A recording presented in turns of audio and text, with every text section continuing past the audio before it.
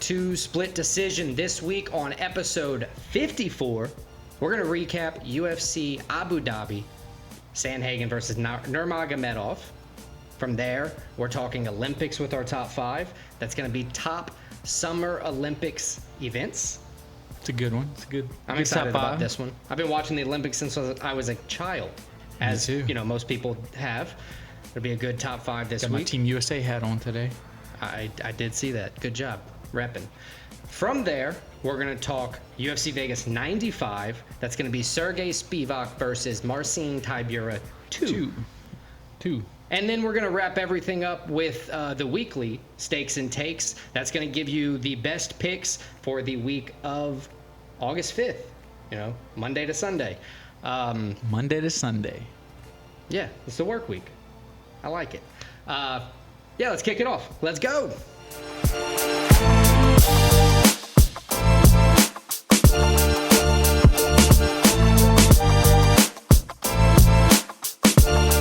The UFC returned to Yas Island, Abu Dhabi, this week, and they put on a good card. Always a good crowd. Always funny to see. Look out in the crowd, and you just see tons of guys dressed in all white. Yep. Usually only men in there, but we digress. Good main. This time it's not racist though. Normally when you see a bunch of guys dressed in all white, it's in Mississippi somewhere, and we're running. True. That is true. They don't have their face covered. But a good main card. Some standout performances. Yep. Some guys that really showed that they're true contenders, especially in the main event in Umar Nurmagomedov. But before we get to the main card, start discussing that, Alex, let's do a little recap of the prelims. How'd those go? They were interesting. So Cedricus Dumas, he channeled his inner Vin Diesel. I believe you're pronouncing that wrong. What is it? Dumbass? No, he won Dumas. This time. He wasn't a dumbass. He was a dumbass last time when he turned away thinking he got an eye poke and then got knocked out. This time, he was Cedricus Dumas because he won.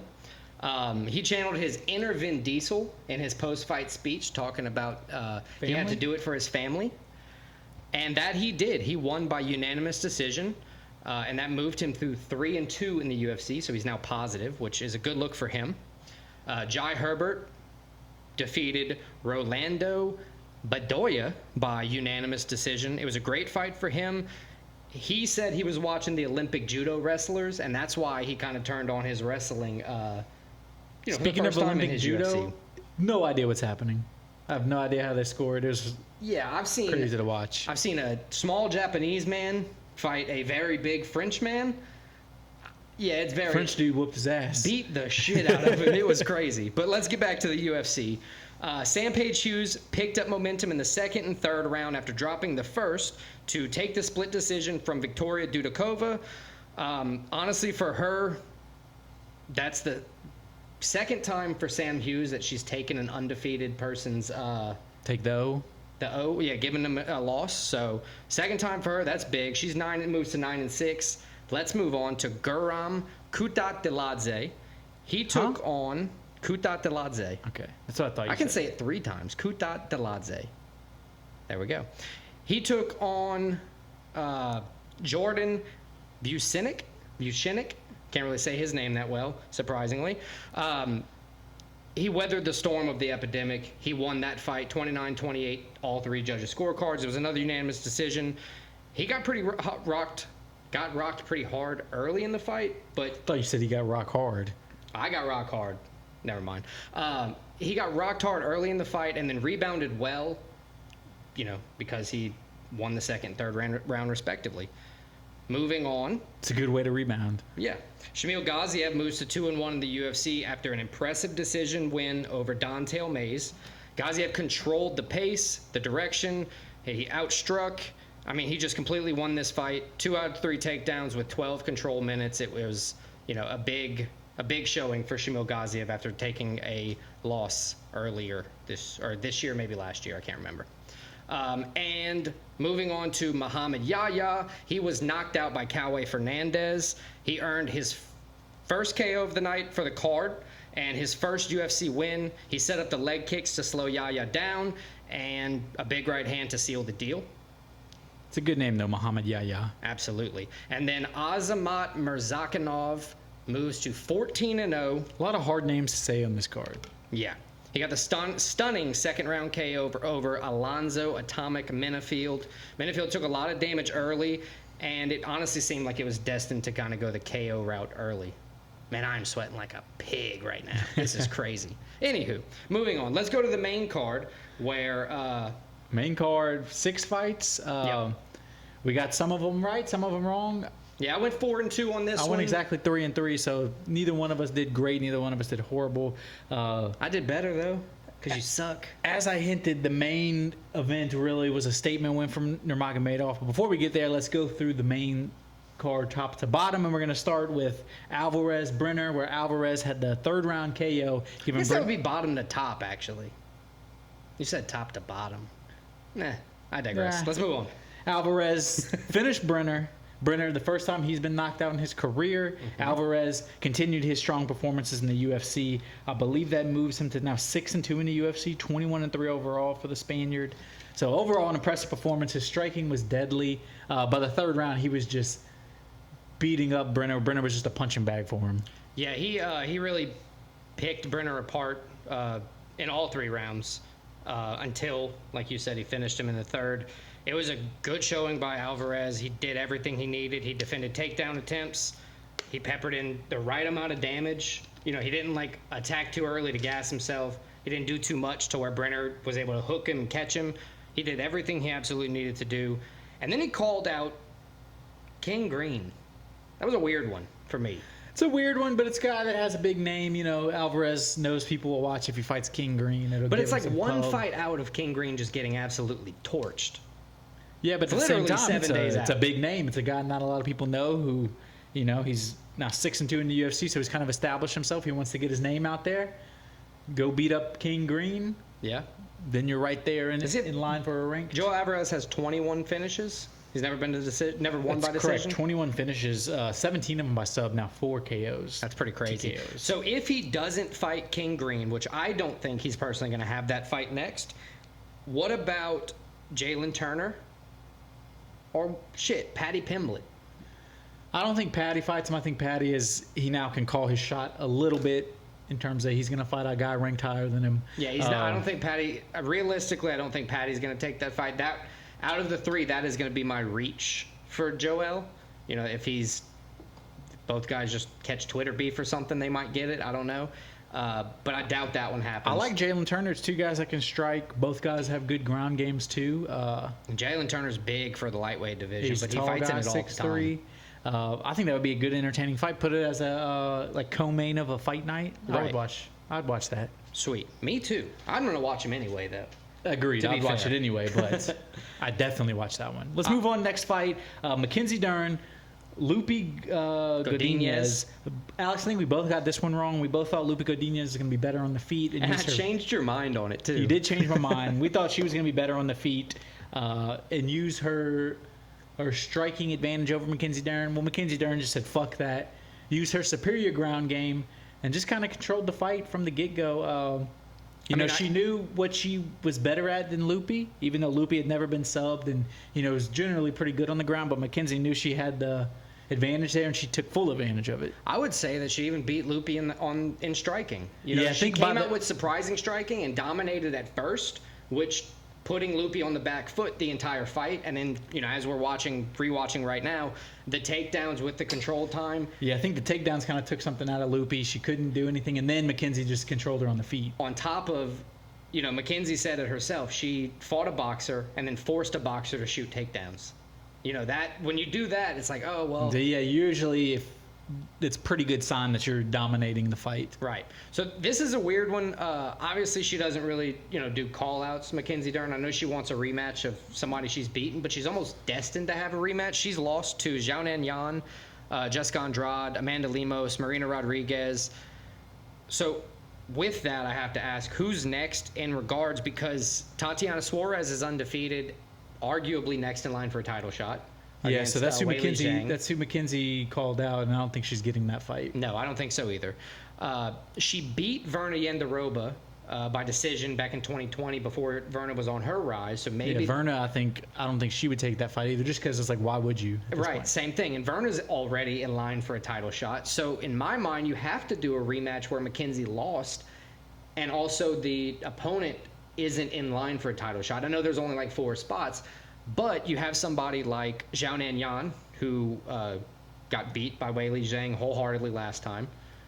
I think that's the fight to make. Xiaonan Yan versus Mackenzie Dern. You know, it's a pecking order for the title as it is, and I don't think Xiaonan Yan is the next in line for a title shot. If she beats Mackenzie Dern, maybe. I agree that would be a good fight, but I also agree with you that it's probably, no matter who she fights next, going to be a rematch. It's going to be one of the girls we mentioned. I mean, I mentioned them all, so I think it kind of has to be. And she's fought them all. Right, exactly. Yeah, it's going to be a rematch, I believe. But yeah, Mackenzie Dern, good win for her. This kind of gets her, she's had a very up and down career. She came in with a 2-fight losing streak, so nice to see her win one. Yeah, absolutely. And speaking of losing streaks, right. Let's move on to the next fight. My favorite losing streak of all time. Well, first, we came into this with both fighters combined with 10 straight losses. That's not enough for me. That's 7 for Tony Ferguson coming in, 3 for Michael Chiesa. And Michael Chiesa ended his losing streak with the first-round submission to Tony Ferguson. So that's, if you can do math, 7 plus 1, that's now 8 straight losses for Tony Ferguson. A UFC record. Halfway retired. And the crazy thing is, he had a 12-fight winning streak before the 8-fight losing streak. And as you said, halfway retired. I watched the fight on mute. I thought for 2 days he retired, by the way. If you watch it on mute, it looked like he was crying. He took his gloves off. They interviewed him after he lost in the first round. Yeah.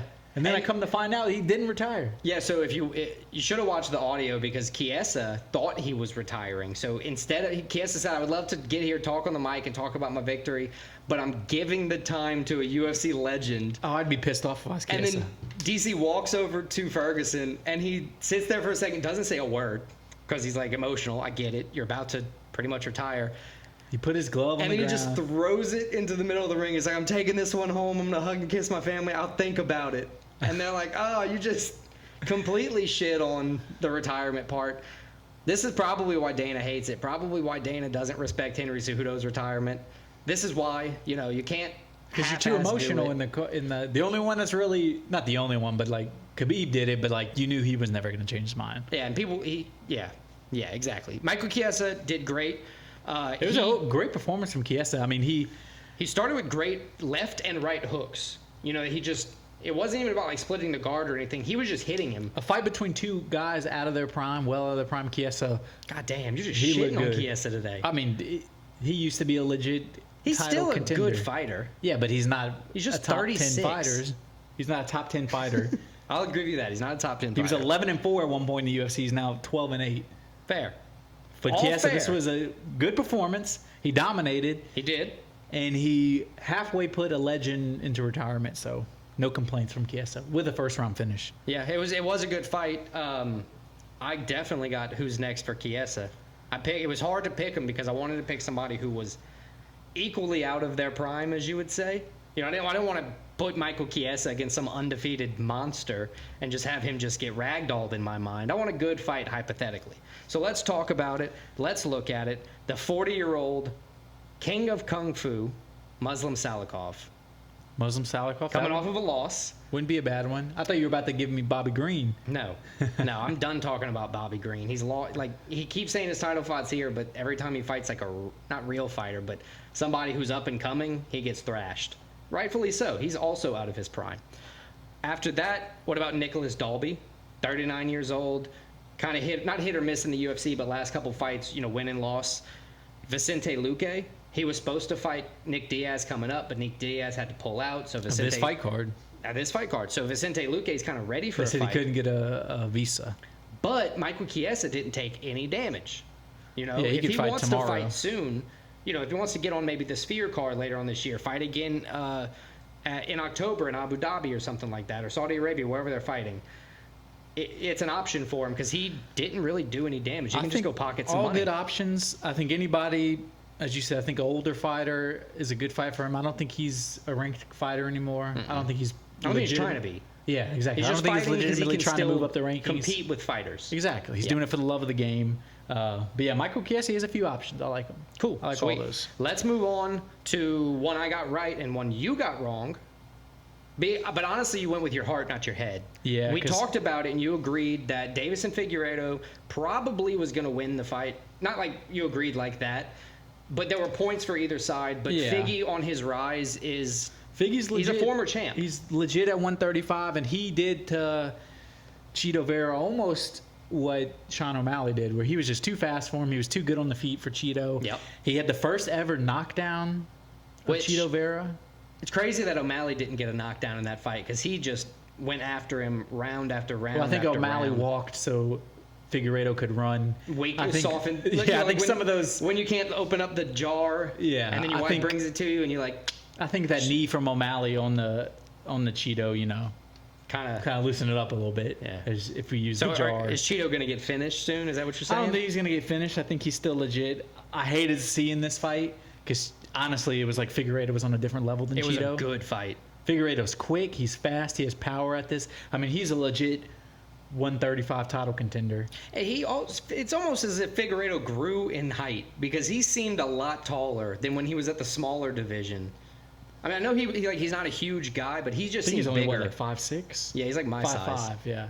5'6". No, I'm 5'6", actually. He's smaller And than me. Cheeto's 5'8". But yeah, He did great. He notched 2 out of 14 takedowns, got some control time, beat him on the feet. he just controlled the whole fight. Yeah, he did There was a everything fight he where needed to do. Cheeto, you wouldn't say he got dominated, but there was never a point in the fight where you're like, Cheeto's winning this fight. It was Right. Figueiredo in control the whole time. Figueiredo was the easy winner if you went to the judges' scorecard. And Figueiredo comes out of this looking like if he doesn't have a title shot next, he's one fight away from a 135 title shot. Yeah, so he's fourth ranked bantamweight now. I think it's legitimate where he so could you get, have Sean O'Malley, Merab, Umar, Peter Yan, and then Davison Figueiredo. That's the list of his next fight. One of those 4 people. I mean, you Umar got, said, well, we'll get to that later. yeah, But I think he has a reasonable stake that he could beat somebody like Umar Nurmagomedov undefeated. he could easily get 'Cause the he can- winner of Merab, Sean O'Malley. I think that's an option. The winner of Merab O'Malley. I think Peter Yan's even an option. Give him Peter Yan a title eliminator. Right. They need some because this isn't the division where people don't fight. It's similar to the 155. featherweights and the flyweights.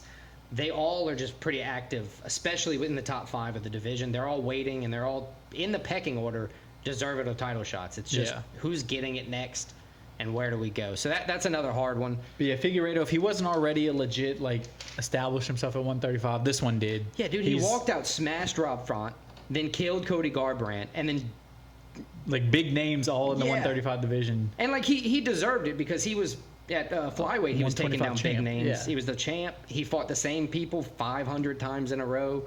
It was time to move on and show people that he can bang with the best of them.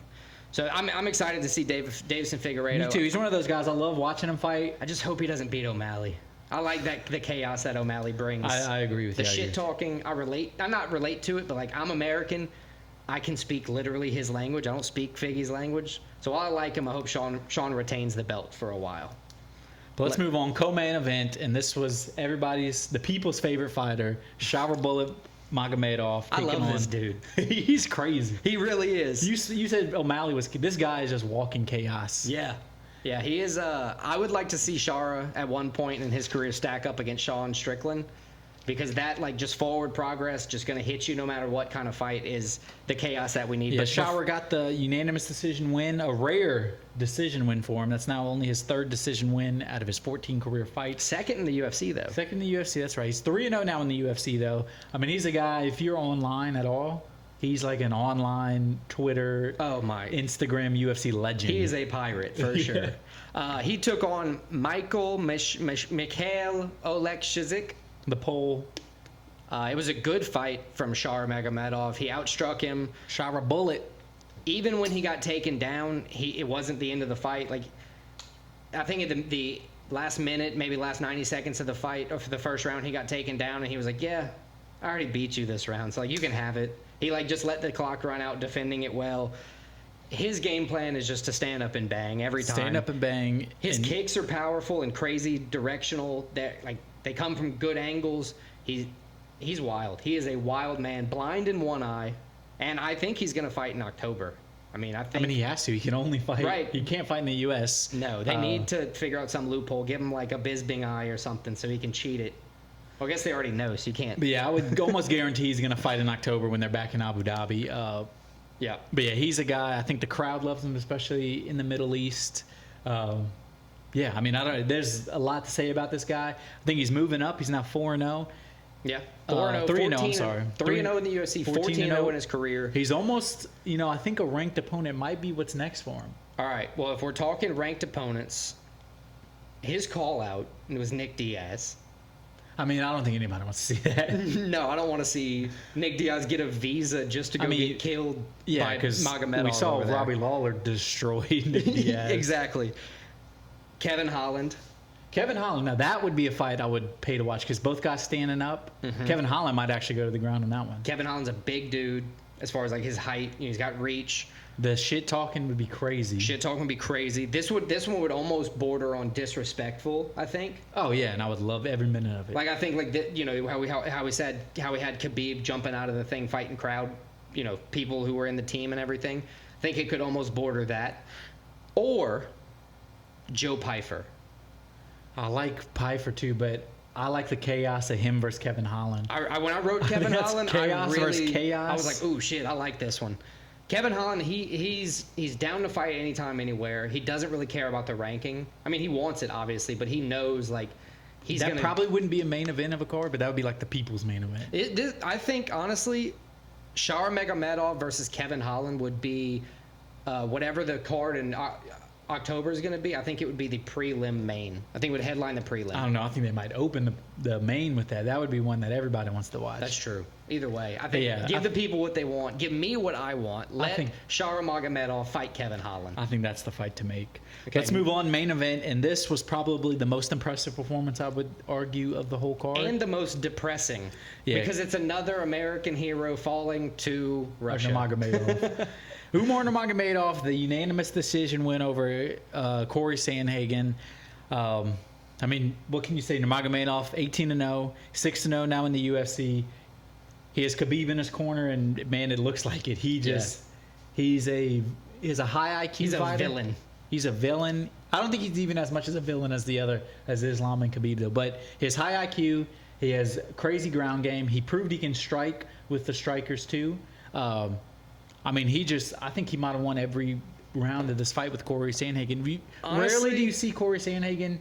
He was like frustrated in this fight. Yeah. And you don't see that a lot. I think Corey Sandhagen won the first round, but outside of that, I agree. It was there wasn't much Sandhagen could do as the fight wore on. The wrestling just kept going. So like the reason I say Sandhagen won the first round is because the takedown didn't come until the end, and Sandhagen was not really on the ground. He was, it was kind of, and that wasn't enough with the striking, in my opinion, to steal it.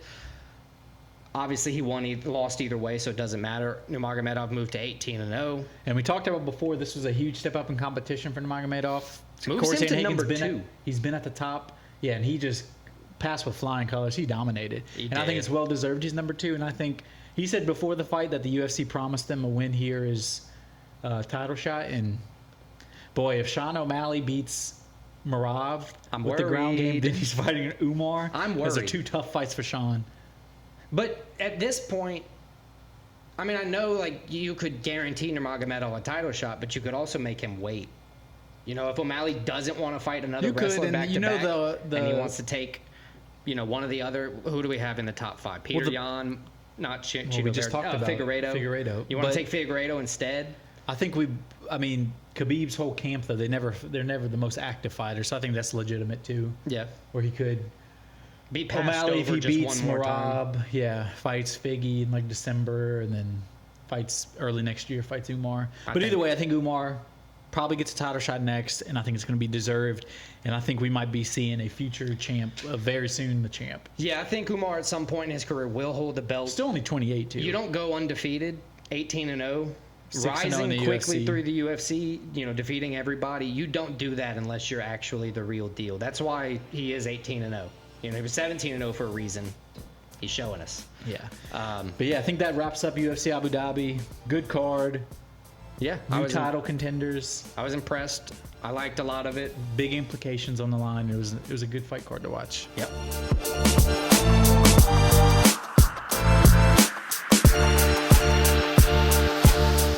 Okay, top 5 this week. Top 5 Summer Olympic events. The Paris Olympics are in full swing right now. It's the only thing I've been watching, Alex. I love the Olympics. Been entertaining. It's pretty fun. Pretty fun. But yeah, top 5 events. I think it's pretty self-explanatory. It's in Paris with their dirty water. I mean, well, the dirty river, not the water. Dirty river, but like you think about it, anywhere it was just dumb of them to decide to do it in the Yeah, river. I would never swim in the Hudson. Or like if you tried to swim in the Mississippi. Like, Yeah, disgusting. I mean, we've done it as kids around here, but still gross. We're not Gross. Olympic athletes. getting dysentery. But yeah, top 5 events, Summer Olympic events, pretty self-explanatory. Yep. I think everybody knows what this is about. It's on topic. It's on topic. It's Alex, you got first pick. Give us your first pick. I'm going with Olympic wrestling as my first pick, and the reason is it's one of like those ancient Olympic Games things. You know, it goes back to the One OG of the times. like, core Olympic sports. There you go. Although they did try to get rid of Yeah, it. we a few almost years ago. lost it. Which is bullshit. And we won as the right. Sometimes the right things win, and that was a case. Sometimes the wrong ones do like breakdancing in the Olympics. Yeah, it's not on my list. So Not on my list either. there we go. Not even ironically. Daniel Cormier, DC, is a 2-time Olympian. He never won a medal, but he plays 4th. So that's a Lafayette, Louisiana-born native. So shout out DC. Another Lafayette native, Mondo Duplantis. Yep. Won gold today in the pole vault for Sweden, actually, but Still born and love him. raised here. We got LSU. it. But yeah, Olympic wrestling is my number 1. It's a good pick. I think it's one that people appreciate. You know, I watched the judo. The judo is a little hard if you're not big into judo. Hard to follow some of the point system. Wrestling is pretty much, Yeah, you know, it's easy. you're I submitting the will guy, say you're on pushing him out of. Judo's a lot easier to score when it's like a dominant. When you it's know, dominant, but when it's two guys that like when the guys get stalemate, you're like, what is ragdolled. happening? Yeah. But Watching yeah, a big ground contest is, we see a lot in the UFC, and those are hard. You know, we see the judges get it wrong all the time. So imagine, you know, just that, how hard it is to watch and judge. But yeah, I like wrestling. I think that's a good pick. What's your number 1, homie? My number 1 pick, I think, is another Olympic core sport. I think it's the most exciting event in the Olympics. It's one that's on topic as well. I got the 100-meter dash. It's for the crown of fastest man in the world. Yesterday, shout out Noah Lyles. Barely won, but he won. That was a crazy photo finish. It was a crazy photo finish. We learned a new thing. It doesn't matter if your hand crosses the line first. It's your torso is what they count. So the little head thing doesn't matter unless Well, you if can you get got your the chest in it, forward. which his chest crossed first. I think iconic moments in the Olympics. Usain Bolt. That's what I had written next I mean, to that 100-meter dash is like, I think if It's iconic. It's iconic, and if you're like, I think it's one of the main things you think of in the Olympics is like who won the 100-meter dash. Yeah. So that's my first pick, 100-meter dash. Dude, they train number so 1. hard for like seconds of a race. Oh yeah, I mean, So crazy. The Less than 10 preparation to seconds. shave just milliseconds off your time to become the fastest man in the world is just we a saw crazy the difference thing. between gold and silver this year was 0.004 seconds. Wild. It's insane. So- But yeah, 100-meter dash. My number 2 pick. My number 2 pick is going to be my guest pick from my beautiful girlfriend Clara. Shout out Clara. And it's another one that's an iconic Olympic sport, especially I would say if you're American, but also if you're French, because they have a very good athlete in this event. I got freestyle swimming. Michael Phelps he didn't put it on the map, but he put himself on the map by dominating in swimming, specifically freestyle. France has a guy that's won 4 gold medals in swimming, one of them in freestyle. That's Liam Marchand this time. Right. I think it's the swim stroke. They have a few different strokes in swimming, but it's the one that like, you know what it is when you're watching it. Yeah. It's the normal, not the normal, but it's like Swimming. it's swimming. It's Yeah. like if you learn how to swim, you're freestyle swimming. It's who can actually swim the fastest without a gimmicky stroke. That's what it is. Exactly. If you were like, okay, who's swimming the fastest? Everybody would be doing that. Yeah, exactly. Because nobody's doggy paddling to see who's the fastest swimmer. Just But realistically. freestyle swimming, my number 2 pick. And again, from my beautiful girlfriend Clara, we watch it together. There's a French guy dominating. I like number that 2 pick. My number 2 is going to be Olympic basketball. Oh, I love Olympic basketball. It's something that I would argue Shout out USA plays next week. USA is the tomorrow. best of any Olympic sport. By far. And the reason is because we have the best professional league. The cool thing about that is all of the foreign players that are in the league, they go and play for their home teams a lot of times. They're all getting better, too. And they're all getting better. So every year, like it gets closer and closer. Right. And we've won like 4 consecutive golds for the Olympics. Yeah, this would be and the like 5th 16 total golds. I think we're going to win this year, even though it's going to be a lot closer than it normally is. And like you said, every time it happens, it gets closer and closer to, previous upsets that we've had in the past. So and Olympic basketball is awesome. I love it because America dominates in it. And it's one that, like, we had a couple years, like in the early, I think it was 2004, where we didn't take it serious and we got bronze. And since then, we've been like, no, best players are coming. Right. LeBron's playing every time. Until LeBron can't Kevin Durant's playing. Steph Curry's playing. Right. And we're just raining threes and dominating, and I love it. We're leaving no stone unturned. It's going to be a baton death march to win the Olympics for basketball, as it should be. If you're naturally the best people at it. Yeah, I love that pick, basketball. My third pick, I'm going to go with Olympic golf. This is a newer sport, but it's one that it was actually really crazy to watch this year. I had a stake on it, so it was something I paid attention to. It was a great tournament too. It was contested, and I like it because it's not a major course. It wasn't super hard, so it was a course where they were crazy scores, yes. and they were it with the best golfers in the world, and it's like. Right, so going into like round 4, John Rahm had like a 4-stroke lead. Going into the back 9 of round 4. And Scotty Scheffler was, going into round 4, was like 6 strokes out, and he ended up getting all the way to the top. I think he scored 61 or 62. I know he shot 29 on the back 9. Which is insane. Yeah, it's just ridiculous. To win the gold, I mean, it was clutch. First time ever, the number 1 golfer in the world won the gold. I mean, it is a little caveat because they've only had the rankings for 2 Olympics now. Since 2016 is when golf, but they did do it in like 1900. Yeah, I don't think they had the rankings, the world rankings then. So I mean, as the caveat as it is, it's cool for Scheffler to be able to say that. It's an accolade. So shut up if you don't like it. But yeah, golf is my number 3. I like the golf. It's easy to watch. You can leisurely watch it, and then USA got the gold, baby. Yeah, I like that pick. Again, any of these where USA has some of the best guys and have best chance to win gold, I'm all for it. And it's also, that's the other thing with the golf is there's a bunch of people, if you ever watch golf, all the best people from around the world are playing. So it's a bunch of names you already know. It's like watching just a normal PGA weekend, but on an easier course. Yeah, I like that pick. What you got as your pick? So my number 3 pick, I'm sticking with track, and I'm actually sticking almost with the same event. I got the 4x1 relay.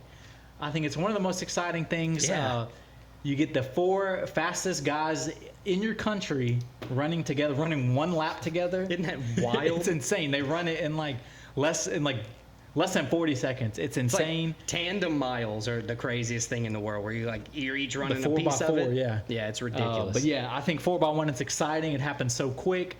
It's not just about the running; it's about like the baton handoff, which adds a little element to it. And you mess that up, which seems like routine, but your whole race you're is running over. Full speed and trying to pass something. It's hard to do, and I think it's one of the most exciting things in the Olympics. So 4x1 relay is going to be my 3rd pick. That is a very good pick. I like that one.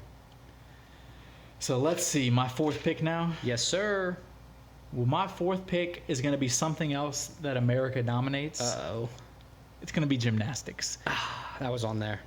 See, that's one of those where it's one of low-key some of the best athletes in the world. That's what I wrote. They're flexible, but they're durable and strong as hell. For body weight, they're the strongest, like pound for pound, I think. They'd sleep John Jones in that comparison. And, man, does America dominate. I think we've had a woman win the all-around gold every year since 2000, I believe. Yeah, and there's so many different gymnastics events that we're good at. There's the bars, the balance beams. I like the all-around just because it's the one that's like...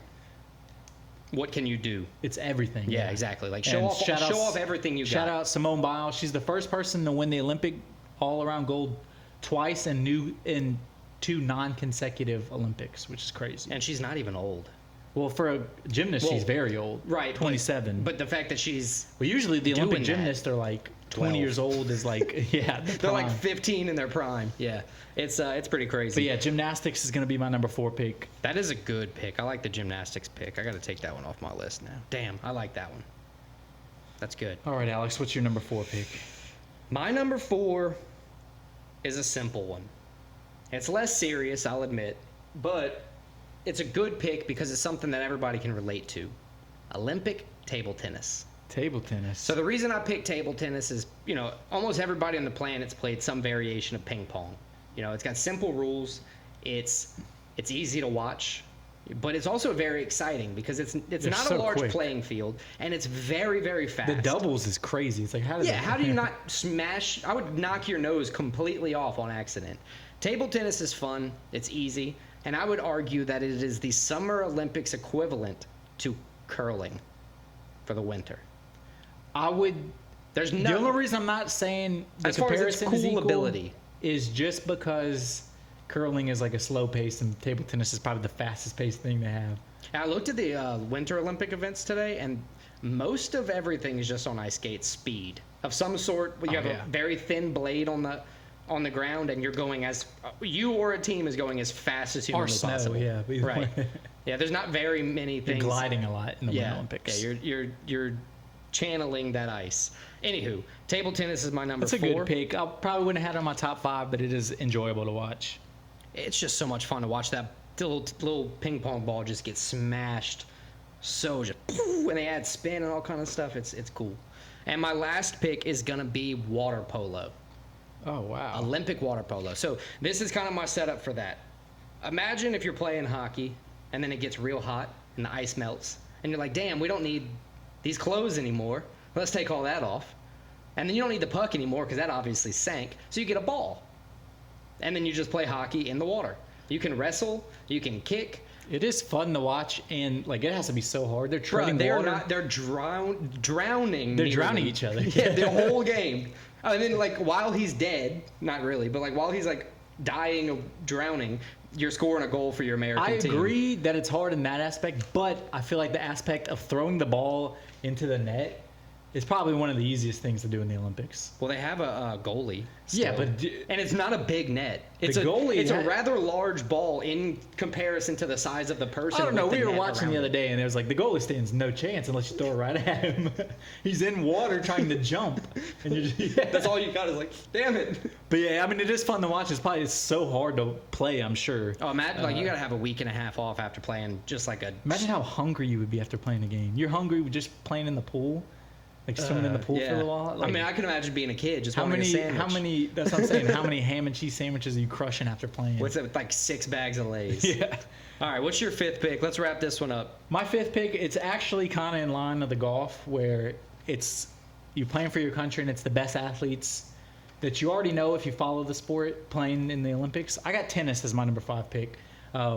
Usually it's the top guys playing. How is that not Clara's guest pick? I think she's tired of tennis, honestly. But tennis, I mean, Novak Djokovic, the number 1 player in the world, won the gold medal against the number 2 guy in the world, Carlos Alcaraz, this week. Which is crazy because Carlos Alcaraz beat Nikola Djokovic a few weeks ago. His name is Novak Djokovic. Novak, not Nikola. I was thinking of the basketball player. So he beat him at names. Wimbledon.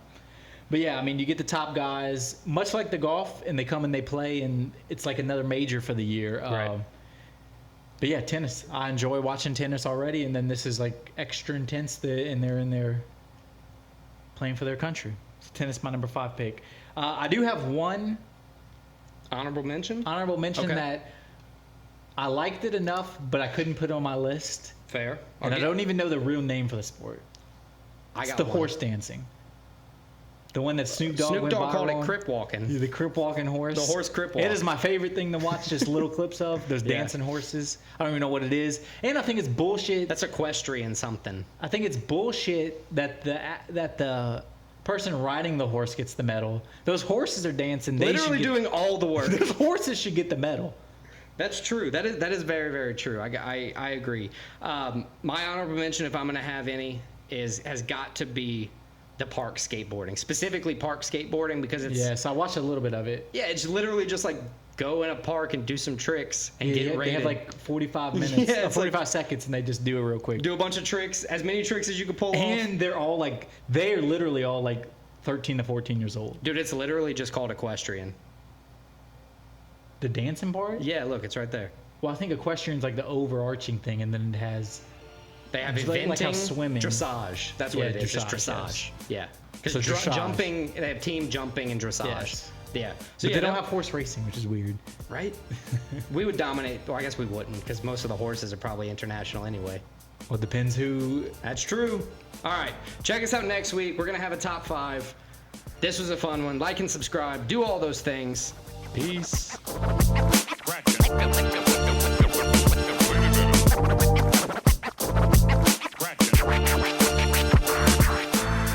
UFC Vegas 95. We return to the Apex. Back at the Apex. 5-fight main card. We got a rematch in the main event.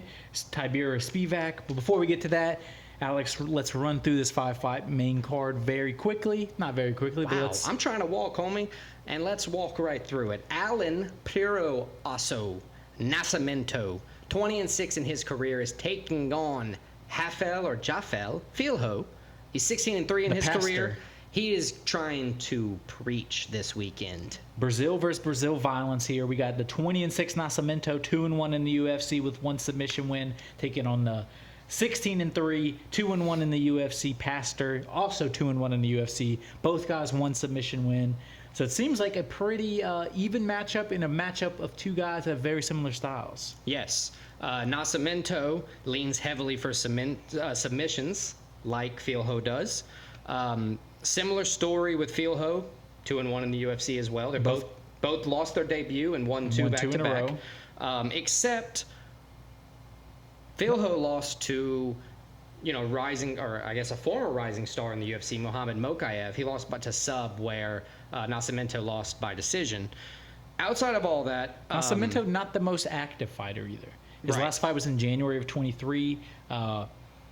So he doesn't. I think he fought once in 2022 and then twice in 21. So Yep. hasn't been fighting a lot lately. Filho, while both kind of hunt submissions, Filho has recent KOs, so kind of leads me to believe that he's not been leaning on the hands, but maybe he has a little bit more polished striking.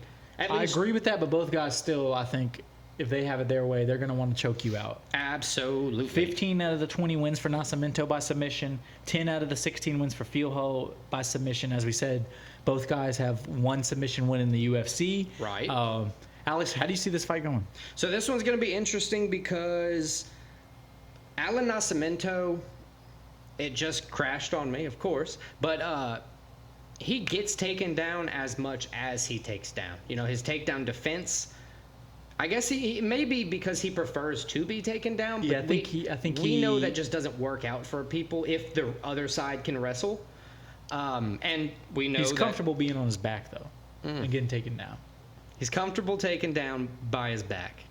I heard that. Got it. Filho, similar story. He gets taken down. He takes people down. This is going to be one that I think is going to end up going to the decision, where the slight underdog Jafel Filho is going to win due to the similar style. It's like if we're thinking the same way, we're doing the same thing. It's probably not going to pay off that well for both of us unless one of them gets a game plan change and it's like, hey, let's switch on this game plan B instead. I agree with you in none of that. Okay. I think Nascimento gets the win. I think Nascimento I didn't expect that at all. very strong on the ground, and while Filho is also strong on the ground, he's shown he can get subbed.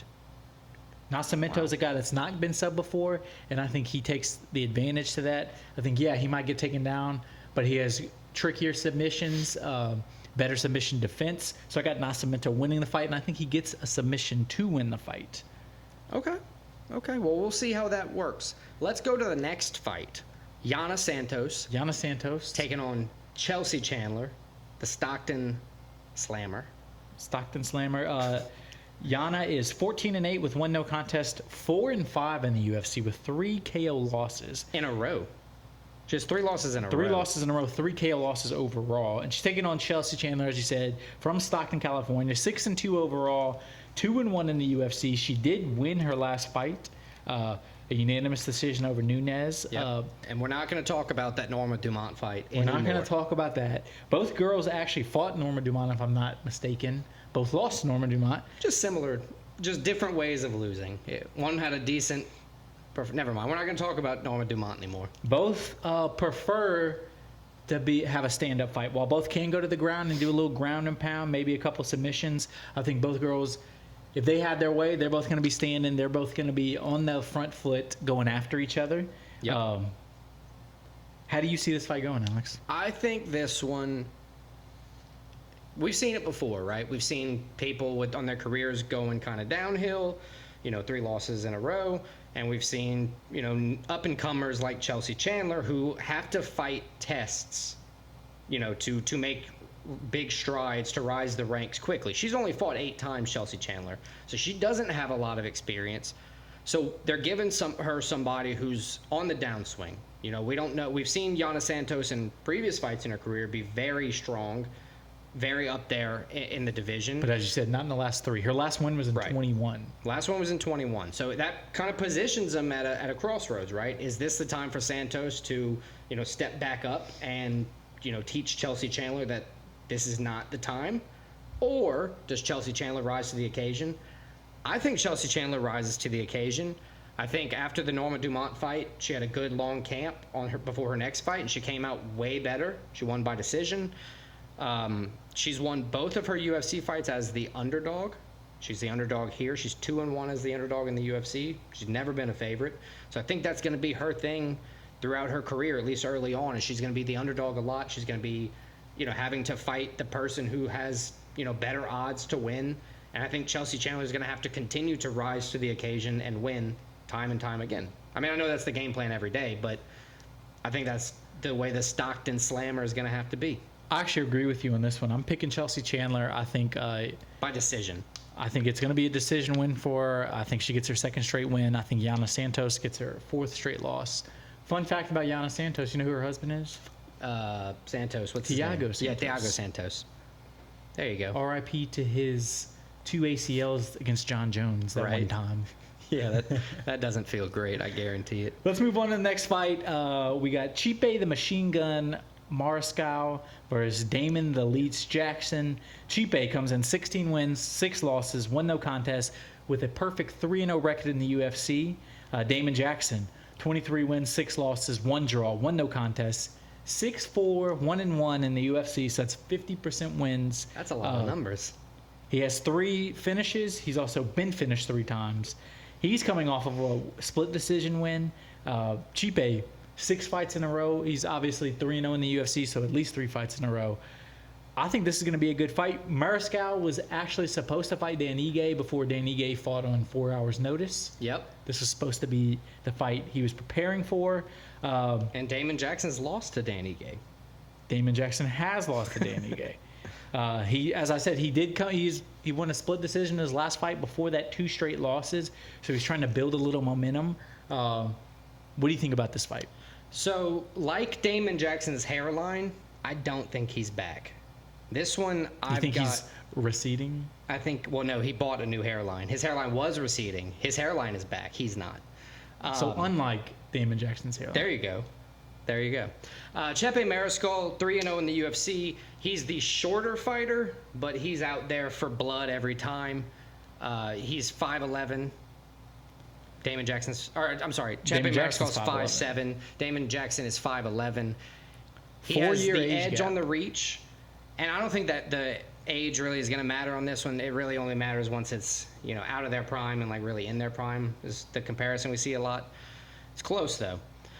I think Chepe Mariscal is probably going to win by knockout this one out. The Leech is, he has the Leech nickname for a reason, but he hasn't been leaning on that recently. He's been going with the hands a lot more. I think that kind of confidence is going to play him foul this time. Yeah, because he has been known to catch a KO or two. Right. Getting KO'd, that is. And I think we're going to see a Chepe Mariscal get in close and do some heavy damage with a 2nd round KO over Damon Jackson. I agree with you on this one.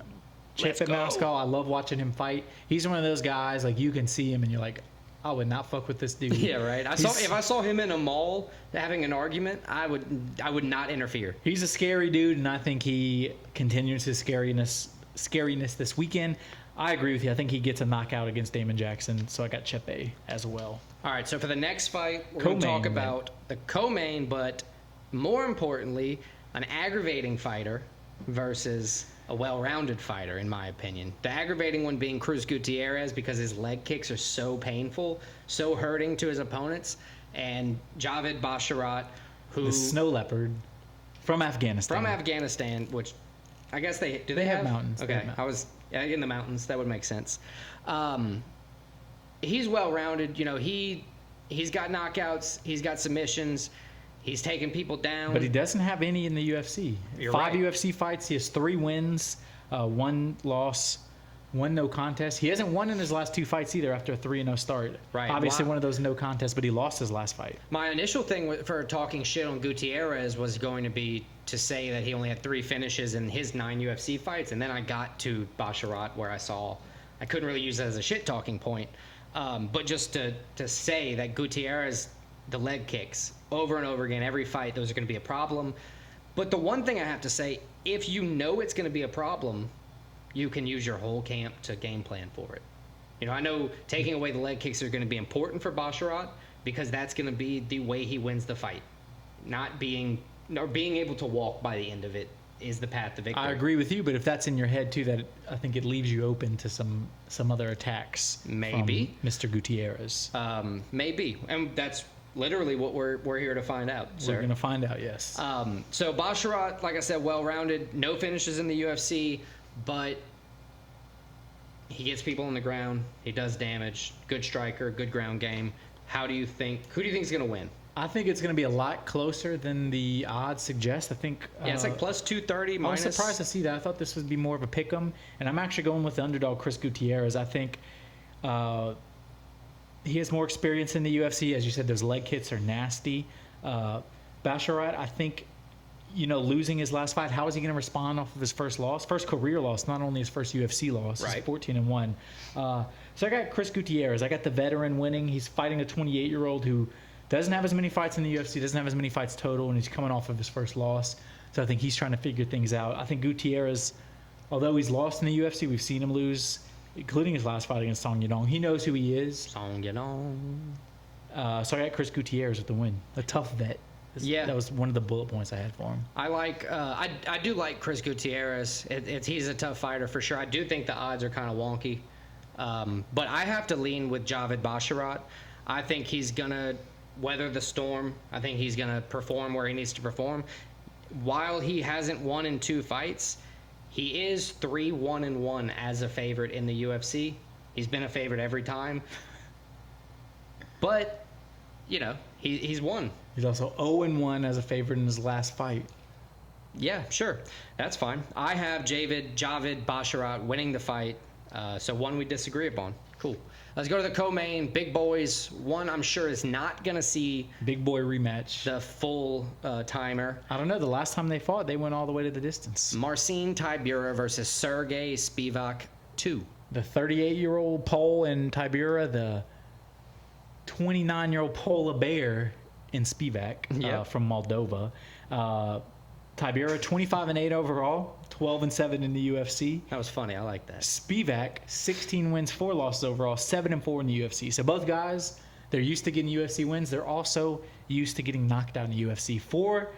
By Tom Aspinall specifically. Yeah, both knocked out by Aspinall in the first round, as everybody is. Yeah. Tiberia's lost 4 times in the UFC by KO. Mm-hmm. Spivak not much better, 3 losses by KO in the UFC. Right.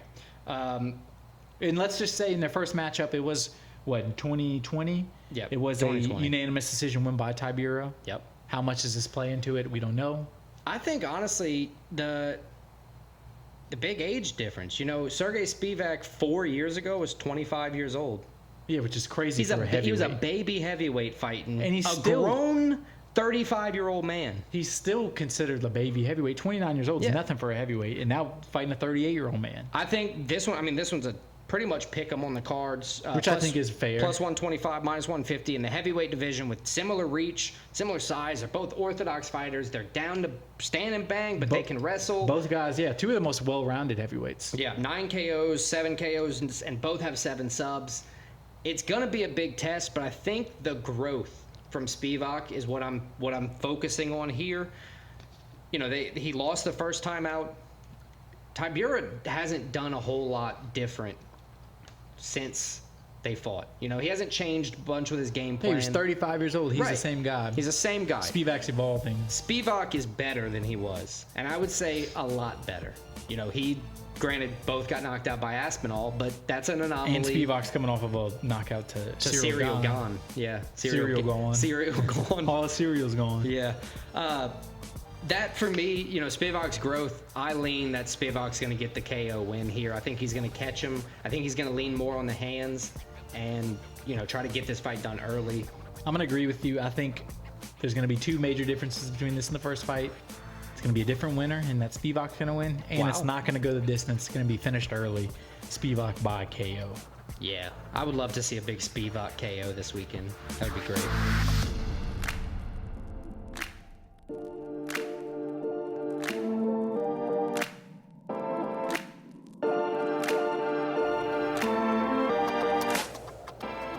All right. This week, Stakes and Takes. We're kicking it back off as usual. We're going to recap last week. What days are that? That's like June 29th to August 4th. Sure. That's the exact days. Awesome job, me.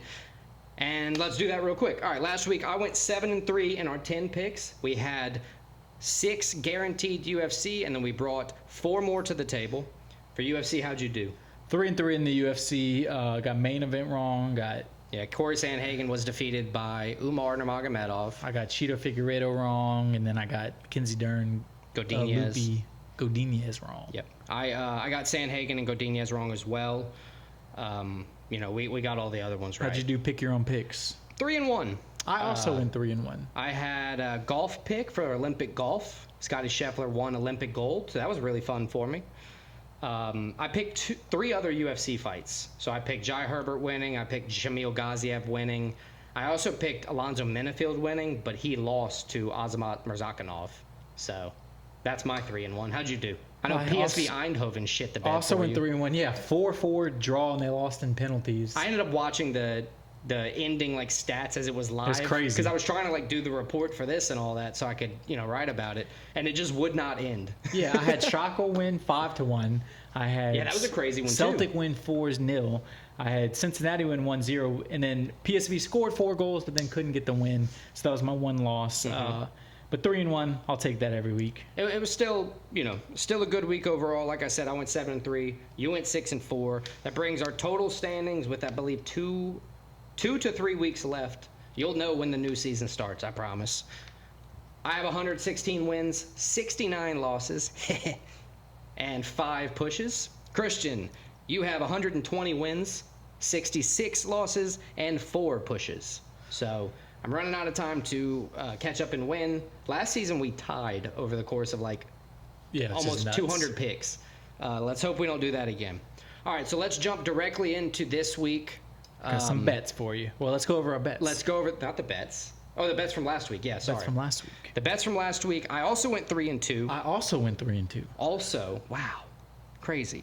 I would have been down in units on the week, but Scotty Scheffler being a plus 350 to win the golf tournament. It helps. That helps. It literally forced a positive thing for me. I lost Lupe Godinez, Corey Sandhagen, but I won Shamil Gaziev, Shar Magomedov, and Scotty Scheffler to go up 4.72 units on the week.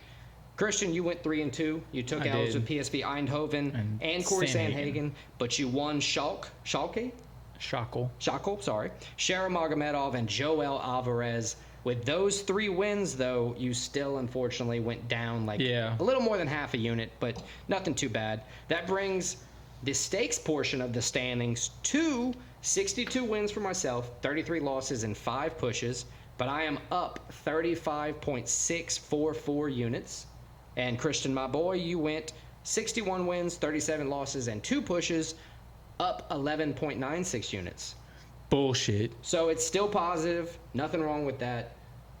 You're better than negative. Yeah, right? It's true. It's true. All right. Now let's jump to all the picks and everything for the week of August 5th through the 11th. Everything we're doing, as always, we're going to bring 10 total picks to the table. UFC is happening this week. UFC Vegas 95. We have a 5-fight main card, so that's half. And then we're going to bring 5 on our own.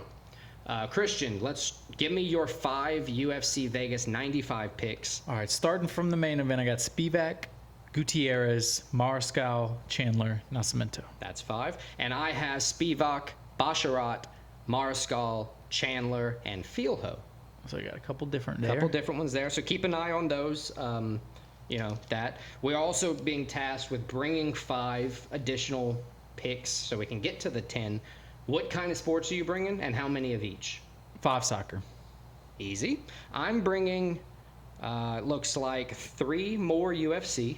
I'm going to take a look at preseason NFL football and golf. I've been really liking watching the PGA Tour as much as I have. Yeah, so you've been doing good on the PGA bets and picks. Yeah, it only takes one with how crazy the odds are on pretty much all of it. So, let's jump right in. Picks I'm bringing, I'll do the UFC. Actually, I'll just give all 5, and then you'll give all 5. Yes. All right, so I have Danny Barlow versus Nikolai. Sorry about it. Vutinnikov. I think Danny Barlow's going to win. He was supposed to fight the doctor, Uros Medic. I think he's going to win. He had a full camp. He didn't come in on a month's notice, 3 weeks' notice. I think he's just going to stand still and, catch the dub. Carl Williams versus Jonathan Denise. I think Carl Williams is going to win. He's a big dude in the division, and I think he has the hands to earn himself a knockout. Yusuf Zalal versus Jarno Aarons. I think Yusuf Zalal is going to win that one. I think he's better on the feet. He's just going to take it apart. I think the Denver Broncos for NFL preseason week 1. They're traveling to, this is funny, I know, because it's preseason week 1. Denver Broncos are playing at the Colts. I think the Colts are going to win at home. I don't think anybody's going to do anything crazy because I don't even know who's going to play. Nobody does. I think the Colts are going to win. There you go. Okay. And then lastly, for the Wyndham Championship, Billy Horschel will score a top 20 finish. He's missed a couple cuts this year. He's made a couple top 50 finishes this year. Not many top 20s. This is the one. I think top 20 finish for Billy Horschel at the Wyndham Championship. Okay. And what do you have for your 5 soccer, sir? So 5 soccer, we're going to go in order chronological. Yeah, that's cool. Sure. We're going to start on the 10th. I believe that is Friday. Okay. Or is that Saturday? 1 sec. 10th is Saturday. Saturday morning our time, 6 a.m. Nice. We got Schachel going to Nuremberg in the Bundesliga 2. Schachel got a win last week, as we all know if you follow us. 4-0. They are the slight favorites to win this weekend. I got Schachel winning that matchup. Nice. In the second league game of the season. Then we got the FA Community Shield, much like the Johan Cruyff Shield. The PSV we talked about that. Feyenoord played. Yeah, I remember that This game. is England's version of that. This is the FA Cup Community Shield. The best team from last year, the team that won the Premier League, Manchester City, taking on the team that won the FA Cup, Manchester United. They play in London at a neutral site. I got Manchester City winning this matchup. It's hard to bet against Manchester City. It's a big rivalry, right? Big rivalry. Cool. The Manchester Derby. Then we got the English Championship. So this is the second league in England. The Premier League has not started. I got Leeds playing Portsmouth at home. I got Leeds with the win. Then we're going to go to Amsterdam. We got Ajax hosting. Hold on, I have the pronunciation. Hosting Heerenveen. Ajax the favorite at home. I got Ajax winning. Nice. And then we'll go up north to Scotland. Okay. Glasgow, in fact. We got Celtic hosting Hibernian. There you go. I'm guessing. We're all guessing. I think you can tell by how I don't know how to pronounce one of the teams. I'm picking the team I know how to pronounce. I got Celtic winning that one. Yep. The Boston Celtics beating Hibernian. So those are my 5 picks. Cool. So Schachel, Manchester City, Leeds, Ajax, Celtic. Nice. So follow those picks. Christian's been doing pretty good on soccer the past 20 weeks or so, maybe 15. Either way, he's been doing pretty good. At some point, I'll break it all out and give you like how many your percentages and all that. But that's work for another day. Let's talk about the stakes this week. Where are we putting our money? Where our mouth is? How are you going to raise that almost 12 units up to something like 15 or 20. I got 2 units all across the board. Okay. So 5 picks, and I have 2 UFC, 3 soccer. Cool. I have 4 UFC, 1 PGA Tour. So just lay them all out. Give me all your UFC and soccer, and then I'll give you mine, and then we'll go home happy. All right, I got 2 units Spivak, moneyline minus 155. 2 units Gutierrez, moneyline plus 205.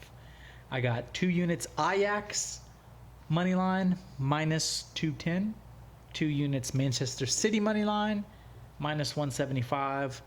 And 2 units Shackle, moneyline plus 120. I've been following your bets for a while now. I am also up about 12 units on your bets, so keep it up. I appreciate it. That makes sense. Yeah, if I follow them all, I should be at the exact same math as you. I got 4 UFC, Carl Williams minus 218. I got 2 units on him. Javid Basharat minus 270, 2 units there as well. Chelsea Chandler plus 114. Surprise, surprise, 2 units. Sergey Spivak minus 155. 2 units as well. And to top it off, Billy Horschel to place top 20th, including ties at the Wyndham Championship, plus 115. 2 units. I think that wraps up episode 54. Check us out next week. We have preview of the big UFC 304 in Australia. Oh, it's gonna be good. Duplessis, Israel Adesanya. We're gonna recap this UFC Vegas 95, give you more stakes and takes. We'll have a new top 5 for you. So check it out. Yep. Peace.